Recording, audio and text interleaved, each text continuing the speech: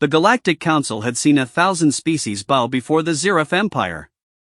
They had witnessed planets surrender without firing a shot, entire civilizations collapse at the mere mention of the Imperial fleet. But they had never seen anything quite like what happened when Ambassador Sarah Chen walked into that pristine council chamber, her worn leather briefcase in one hand and a coffee-stained diplomatic folder in the other. The humans called it Tuesday. The Empire called it the beginning of their end. What the council didn't understand was that humans had been preparing for this moment for 3 centuries. Not preparing weapons or fleets, though those would come later. They had been preparing something far more dangerous, the perfect diplomatic response to being told no.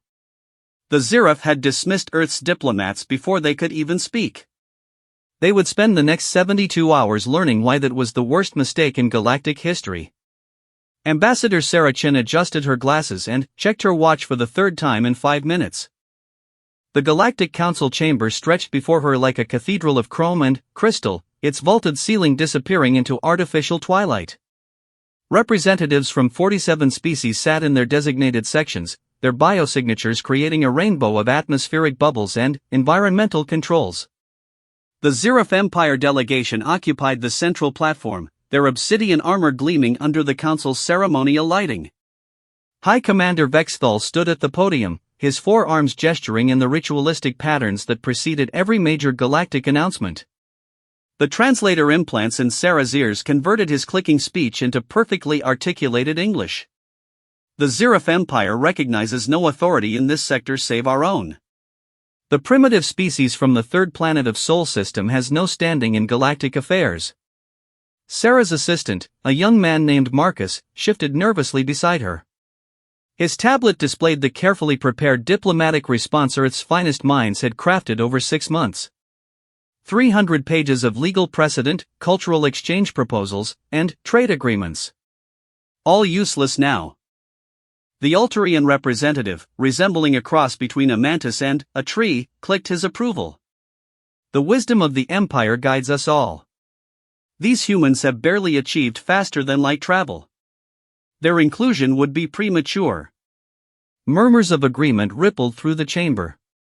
Sarah watched the digital vote tally appear on the main display, 41 in favor of Earth's exclusion, 5 abstentions, 1 vote yet to be cast.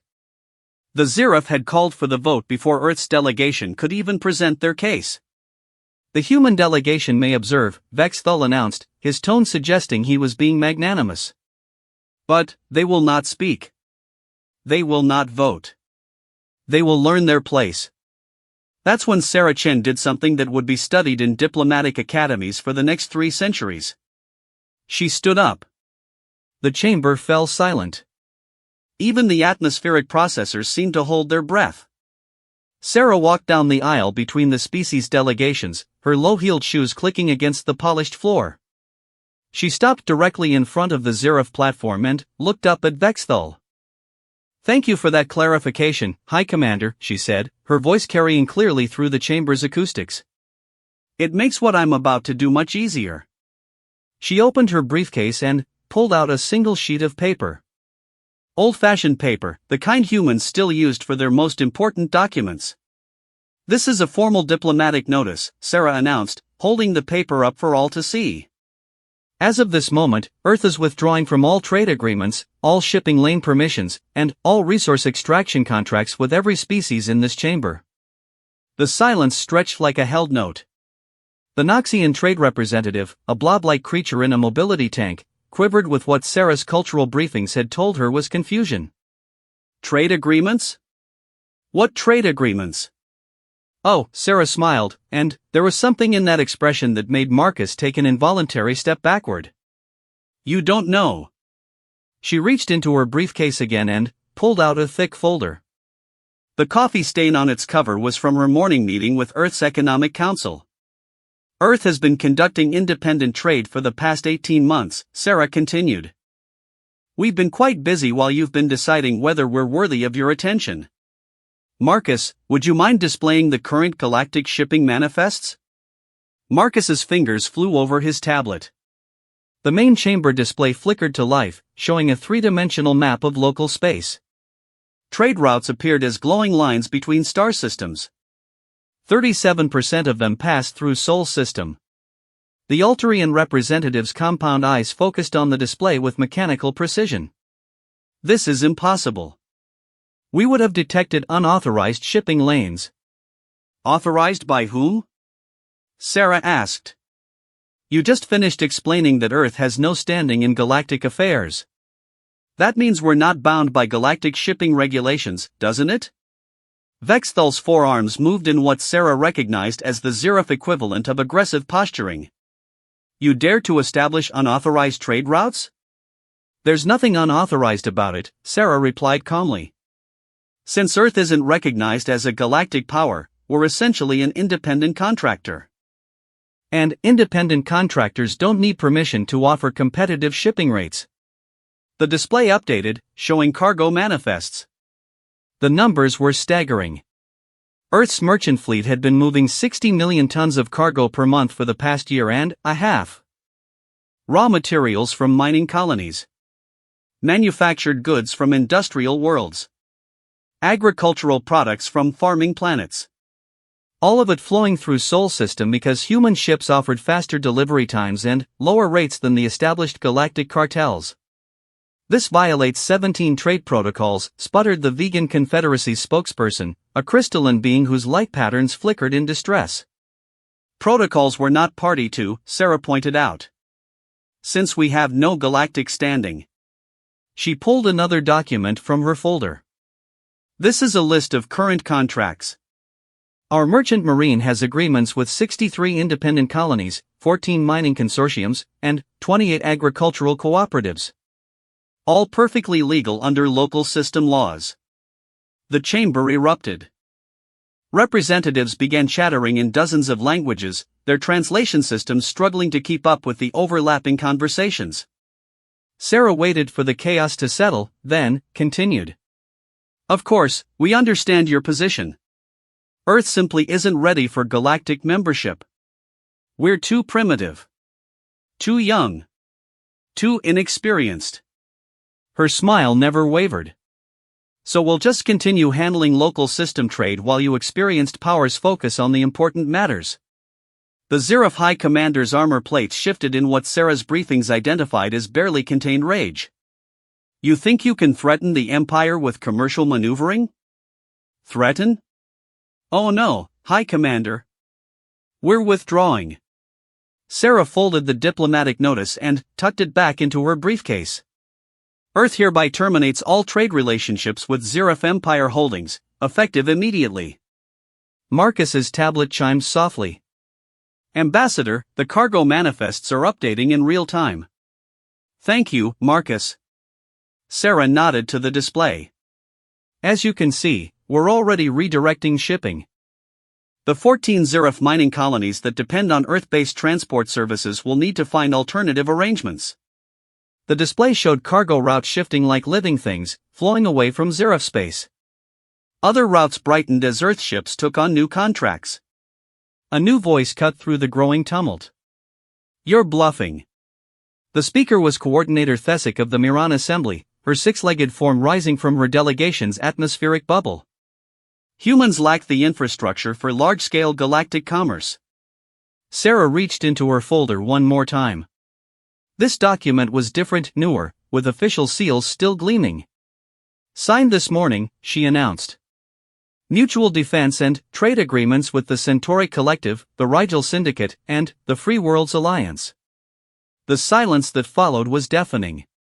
Those three powers controlled the rimward trade routes. Combined with Earth's position on the galactic arm, they essentially commanded 40% of all interstellar commerce. The Centauri Collective has been seeking new partners, Sarah continued conversationally. Apparently, they've grown tired of the Empire's shipping monopolies and arbitrary tariffs. The Rigel Syndicate was interested in our manufacturing techniques. And the Free Worlds Alliance appreciated our position on species autonomy. High Commander Vexthal's voice carried a dangerous edge. You are making a mistake, human. The Empire does not negotiate with primitive species. You're absolutely right, Sarah agreed.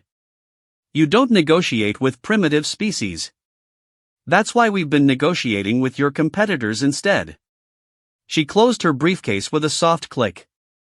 Earth's delegation will be returning to Sol System immediately. We have trade agreements to implement and shipping schedules to coordinate. We wouldn't want to delay your important deliberations with our primitive presence. Sarah turned to leave, then paused as if remembering something. Oh, and, High Commander? You might want to check the status of your Outer Rim supply lines. I believe several of your colonies were expecting food shipments this week. She walked back up the aisle, Marcus hurrying to keep pace. Behind them, the chamber exploded into chaos as representatives frantically accessed their communication networks, checking cargo manifests and trade schedules. The Zerif Empire had dismissed Earth's diplomats. In the next 72 hours, they would learn the difference between dismissing a request and dismissing a necessity. As Sarah reached the chamber exit, she allowed herself one backward glance. High Commander Vexthal was surrounded by his advisors, their armor plates clicking in rapid, agitated conversation. The other delegates were discovering just how much of their daily commerce depended on shipping routes they'd never bothered to monitor. Marcus caught up to her in the corridor outside the chamber. Ambassador, that was incredible. But what if they call our bluff? Sarah smiled, and this time there was nothing diplomatic about it. Marcus, what makes you think we're bluffing? Captain Elena Vasquez stood on the bridge of the cargo freighter Persistence, watching her tactical display with professional interest. 16 Zerif interceptors had been trailing her convoy for the past 6 hours, maintaining a careful distance of exactly 50,000 kilometers. Still there, Captain, reported her navigation officer, a cheerful woman named Kim who had transferred from Earth's Merchant Marine 3 months ago. They're not scanning us, but they're definitely watching. Let them watch, Elena replied. She sipped her coffee, real Earth coffee, not the synthetic stuff most spacers drank, and checked the convoy's status. 12 cargo haulers, each carrying supplies for the mining colony on Kepler 442c. Food, medical supplies, replacement parts for atmospheric processors. Everything a frontier colony needed to survive another month. Everything the Zerif Empire had just realized they could no longer deliver. Elena's communication system chimed. Captain Vasquez, this is High Commander Vexthal of the Imperial Fleet. You are ordered to halt your vessels immediately. Elena glanced at Kim, who shrugged.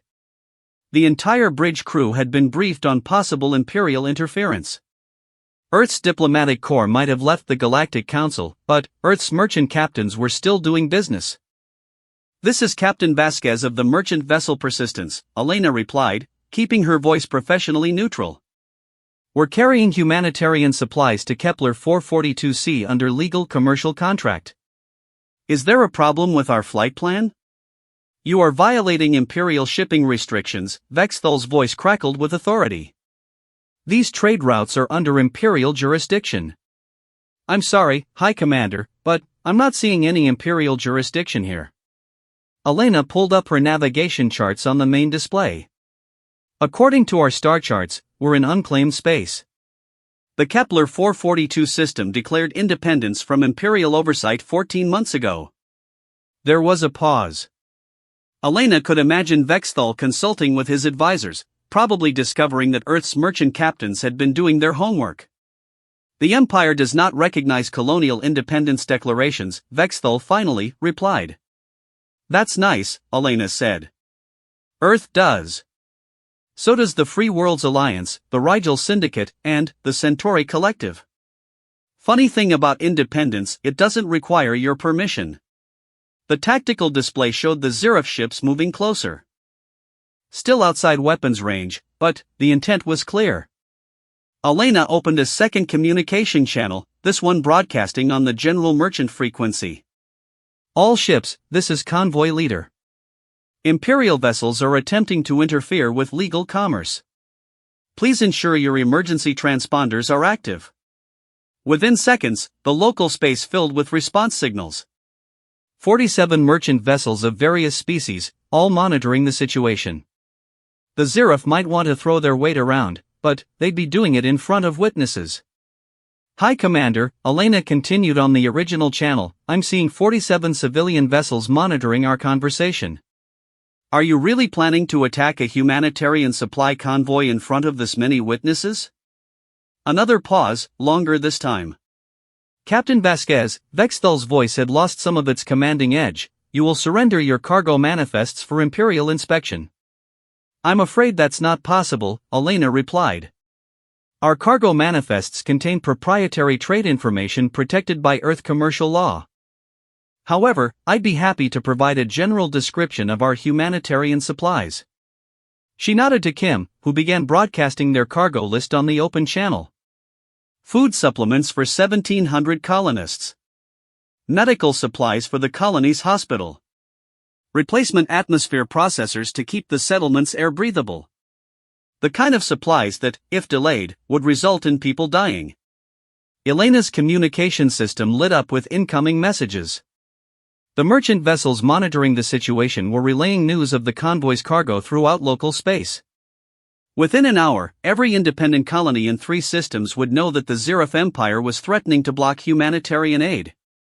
This is Captain Torres of the Free Trader Lucky Strike, came a voice over the merchant frequency. Our ship is available to assist with convoy escort if needed. This is Captain Singh of Ganges Runner. We're armed and standing by. More voices joined in. Independent captains from a dozen different species, offering to escort the humanitarian supplies through Imperial interference. Elena smiled. Earth's diplomatic strategy was working exactly as planned.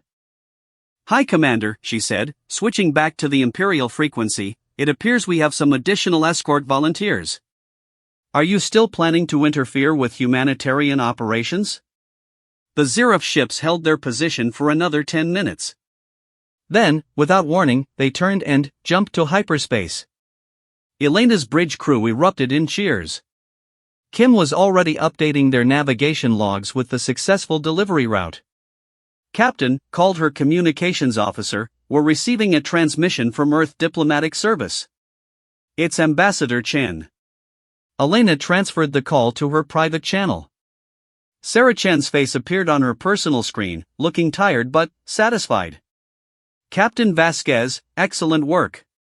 How many Imperial intercepts have you recorded in the past 24 hours? 14, Ambassador. All unsuccessful. The Empire tried to stop humanitarian convoys, but backed down when other merchants offered escort support. Perfect. And the colonial response? Elena grinned. Every independent colony in the sector is requesting direct trade agreements with Earth merchants. They're tired of Imperial shipping monopolies and arbitrary delays. Outstanding. Captain, I need you to document everything. Every Imperial threat, every witness, every colonial trade request. Earth's legal department is preparing a comprehensive brief for the Galactic commercial courts. The screen split to show Elena's navigation officer. Ma'am, we're receiving priority communications from 17 different colonies. They're all requesting emergency supply runs. Sarah Chen's expression grew serious. Captain, are your people prepared for extended operations? This is about to become much larger than simple trade runs. Elena looked around her bridge. Kim was already calculating hyperspace routes to multiple colony systems. Her engineering officer was reviewing their cargo capacity. Her communications officer was coordinating with other Earth merchants in the area. Ambassador, my crew has been ready for this since the day we launched. Earth's merchant marine didn't spend 3 years upgrading our ships just to haul luxury goods. Then, you'd better prepare for the next phase. The Empire just issued a general embargo on all trade with former Imperial colonies. They're trying to force the settlements back under Imperial control through economic pressure. An embargo? Elena laughed. Ambassador, with respect, that's the best news I've heard all week. Sarah Chen raised an eyebrow. Care to explain? Ma'am, the Empire just declared an embargo on trade they can't actually stop. Meanwhile, Earth merchants are already established in these systems. Independent captains from other species are lining up to help us break the embargo. And every colony that gets cut off from Imperial trade is going to need alternative suppliers. Elena gestured to her tactical display, which now showed the locations of 37 independent colonies throughout the sector. The Empire didn't just dismiss our diplomats, Ambassador.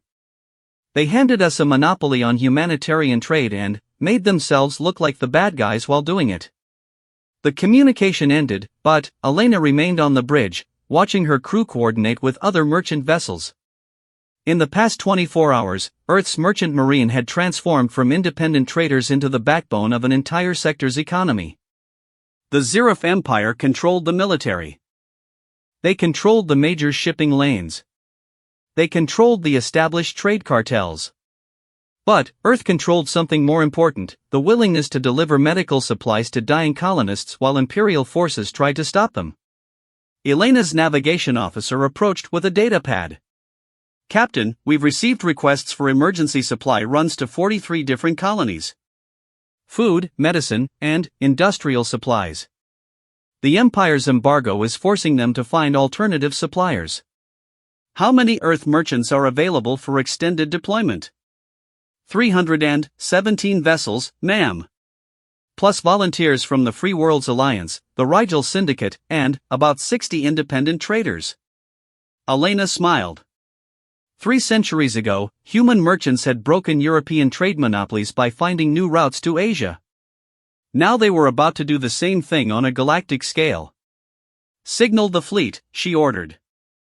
All available vessels are to begin humanitarian supply runs immediately. And make sure our cargo manifests are broadcast on open channels. I want every system in the sector to know exactly what the Empire is trying to stop. As her crew implemented the orders, Elena reflected on Ambassador Chen's diplomatic strategy. Earth hadn't threatened military action. They hadn't demanded recognition. They had simply started solving problems that the established powers were too rigid to handle. The Zirif Empire had dismissed Earth's diplomats because they considered humans too primitive for galactic politics. In the next 48 hours, they would discover that human merchants had turned their dismissal into the foundation of a new galactic economy. Admiral Rebecca Morrison stood in Earth's Strategic Command Center, watching the holographic display that showed every ship movement in a 50-light-year radius. 72 hours had passed since Ambassador Chen walked out of the Galactic Council, and the galaxy was discovering what happened when you dismissed Earth's diplomatic corps. Status report, she requested, her voice carrying the authority of someone who had spent 30 years in Earth's deep space service. Ma'am, responded Commander Jackson, a logistics specialist who had been tracking ship movements across 17 star systems.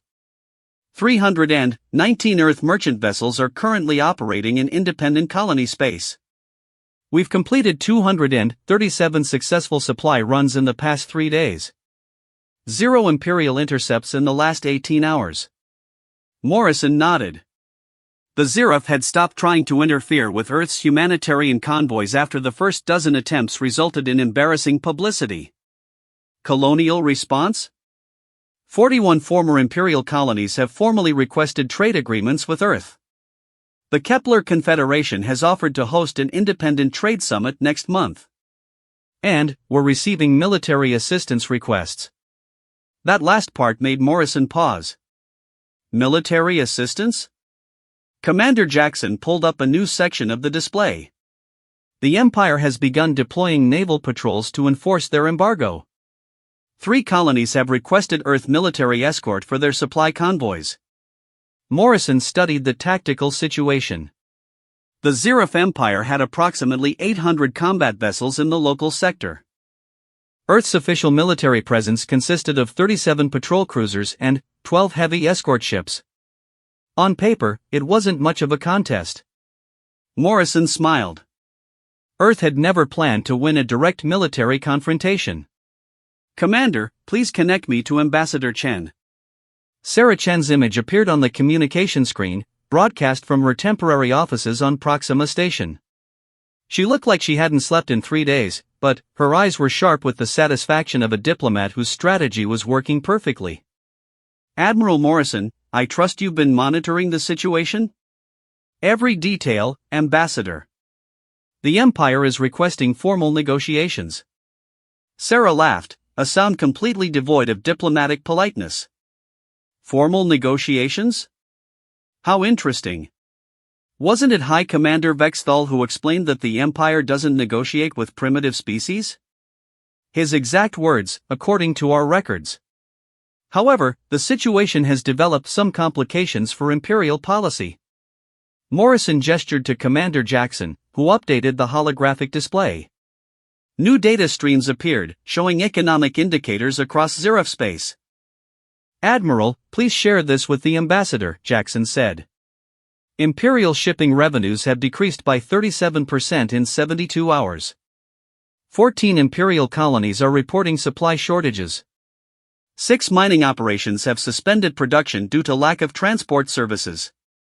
Sarah Chen studied the data with professional interest. And Earth merchant revenues? Increased by 412%, Jackson reported. We've received trade requests from 63 independent systems. The Free Worlds Alliance has proposed a comprehensive commercial partnership. The Rigel Syndicate wants to discuss joint shipping operations. Morrison watched Sarah Chen's expression shift from diplomatic satisfaction to strategic calculation. Earth hadn't just embarrassed the Zerif Empire. They had demonstrated that the Empire's control over galactic trade was an illusion based on convenience rather than necessity. "Ambassador, there's something else," Morrison continued. "We've received a communication from the Altarian Confederacy. They're interested in discussing what they called alternative trade arrangements." Sarah's eyebrows rose. The Altarians had been among the Empire's most vocal supporters in the Galactic Council.